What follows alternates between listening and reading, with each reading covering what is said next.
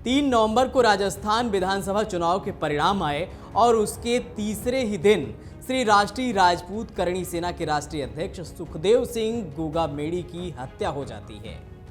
इस सनसनीखेज हत्याकांड से जहां पूरे राजस्थान में आक्रोश है, तो वहीं इस पर कई सवाल भी खड़े हो रहे हैं। वहीं अब इस मर्डर केस में पाकिस्तानी कनेक्शन भी सामने आ रहा है।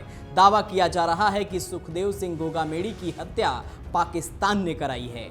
उनको पाकिस्तान से लगातार जान से मारने की धमकी मिल रही थी। इस संबंध में उन्होंने राजस्थान पुलिस को पत्र लिखकर सुरक्षा की गुहार लगाई थी, लेकिन पुलिस ने कोई कार्रवाई नहीं की थी।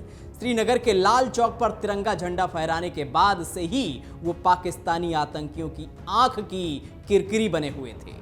जानकारी के मुताबिक 15 अगस्त 2018 को सुखदेव सिंह गोगामेड़ी ने करणी सेना के लोगों के साथ जम्मू कश्मीर की राजधानी श्रीनगर में लाल चौक पर तिरंगा झंडा फहराया था। इसके बाद से ही उनको धमकियां मिल रही थी। करणी सेना के एक नेता सुरेंद्र सिंह के मुताबिक सुखदेव सिंह दादा को पाकिस्तान से जान से मारने की धमकी मिली थी। उन्होंने श्रीनगर के लाल चौक पर तिरंगा झंडा फहराया था। उसके बाद से ही वो पाकिस्तानी आतंकियों के निशाने पर आ गए थे। वो हिंदू हृदय सम्राट बन चुके थे। पिछले साल करणी सेना के सभी पदाधिकारियों ने एक प्रेस कॉन्फ्रेंस करके दादा के लिए सुरक्षा की गुहार लगाई थी। हमने गहलोत सरकार से उनके लिए पर्याप्त सुरक्षा की मांग की थी, ऐसा करणी सेना के एक सदस्य ने बताया है। सुखदेव सिंह गोगामेड़ी ने कुछ दिन पहले कहा था कि अभी तक वो कंफर्म नहीं कर पा रहे हैं कि मुझे धमकी की कॉल पाकिस्तान से आ रही है या कोई इंटरनेट के जरिए फर्जी कॉल कर रहा है। मुझे भारत के नंबर से भी जान से मारने की धमकी मिल चुकी है। इस तरह गोगामेड़ी की बातों को समझा जा सकता है कि वो अपनी सुरक्षा को लेकर परेशान थे। यदि समय रहते पुलिस इसे गंभीरता से लेती तो उनकी जान बच सकती थी। बता दें कि जिस गैंग ने उनकी हत्या की जिम्मेदारी ली है, वो कुख्यात गैंगस्टर लॉरेंस बिश्नोई का गैंग कनाडा और अमेरिका से ऑपरेट हो रहा है। उसके जिगरी दोस्त गोल्डी बराड़ और छोटे भाई अनमोल बिश्नोई के साथ तमाम गुर्गे विदेश में बैठे हुए हिंदुस्तान में आपराधिक और आतंकवादी गतिविधियों को अंजाम दे रहे हैं। इस गैंग्स का खालिस्तानी आतंकियों से गहरा कनेक्शन है। वो कनाडा में न सिर्फ इनको संरक्षण देते हैं, बल्कि जरूरत पड़ने पर हिंदुस्तान से भागने में सहायता भी करते हैं। लॉरेंस गैंग के कई गुर्गे फर्जी पासपोर्ट के जरिए भारत से कनाडा, दुबई या अमेरिका गए हैं।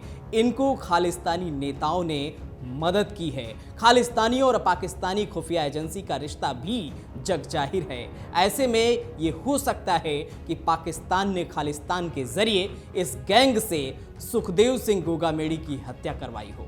वैसे भी इस हत्याकांड की जिम्मेदारी लेने वाला गैंगस्टर रोहित गोदारा दुबई में ही बैठा है।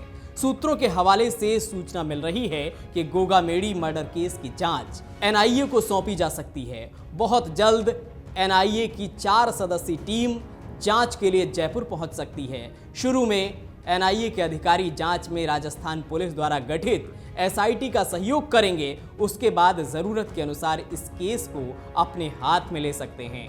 वैसे भी इंटरनेशनल लेवल पर ऑपरेट हो रहे हैं इन गैंग्स से जुड़े ज्यादातर केस की जांच केंद्रीय एजेंसियों के पास ही है। लॉरेंस बिश्नोई गैंग से जुड़े कई मामलों की जांच एनआईए और ईडी कर रही है। गोगामेड़ी की जिस दिन हत्या हुई थी, उसी दिन सुबह ईडी ने राजस्थान में लॉरेंस बिश्नोई और गोल्डी बराड़ से जुड़े कई ठिकानों पर छापेमारी की थी।